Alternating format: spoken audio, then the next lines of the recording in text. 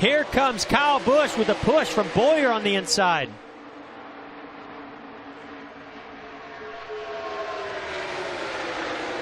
Oh, no, Benedetto! And everybody. Good. Oh, no. Are you kidding me? This is big. Wow. But it.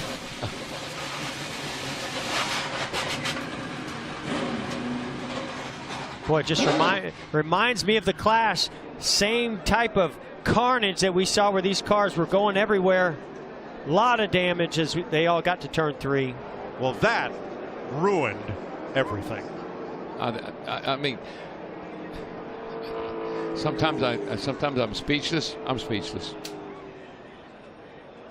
You know, there's just those feel-good stories that build in a race, and boy, Matt DiBenedetto was doing such an amazing job. Oh man, I tell you what. So let's go to the Goodyear blimp as drivers climb out or try to make their way back to pit road, and look at the outside lane. DiBenedetto and Paul Menard. Yeah, Paul Menard giving a pretty nice push down the back straightaway to DiBenedetto. Gets to his right rear. Oh yeah, that just starts to turn him a little bit. Got him in the right rear. And then he collects Menard. Yeah. Logano just misses it, but the whole outside lane and half the inside pile up. And this is exactly what we were just talking about. At this stage in the race, you can start to taste victory in the Daytona 500. You want to see that checkered flag, and you'll do anything to get it, and you know you've got to be more aggressive with those bump drafts. It looks exactly like the Clash.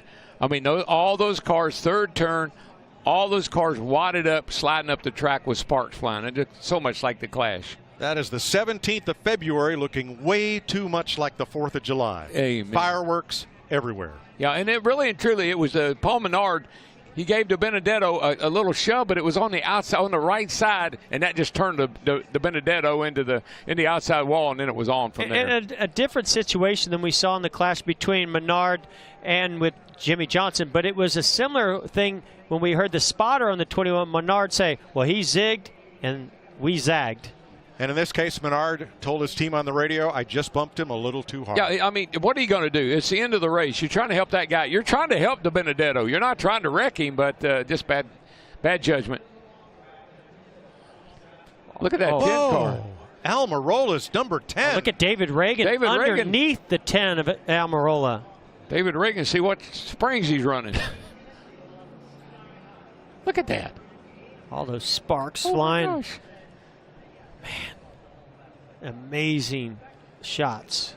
And all Almirola wanted was a chance to win it on the last lap. Yeah, well, he didn't like last year. Didn't quite get there. Close.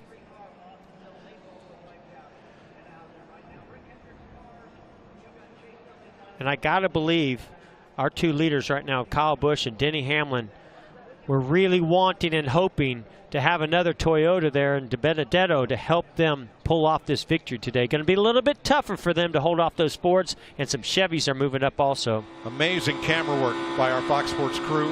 You're riding with Joey Logano.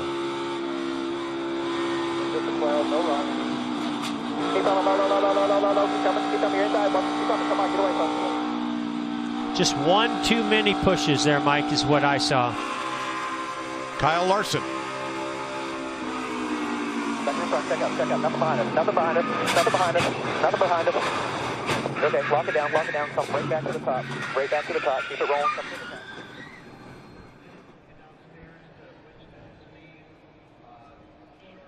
Well, I'm not sure. Okay, here's Austin Dillon's view.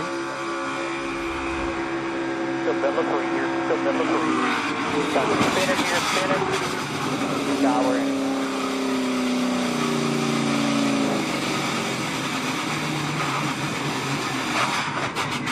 Ouch. Martin Truex. Ooh.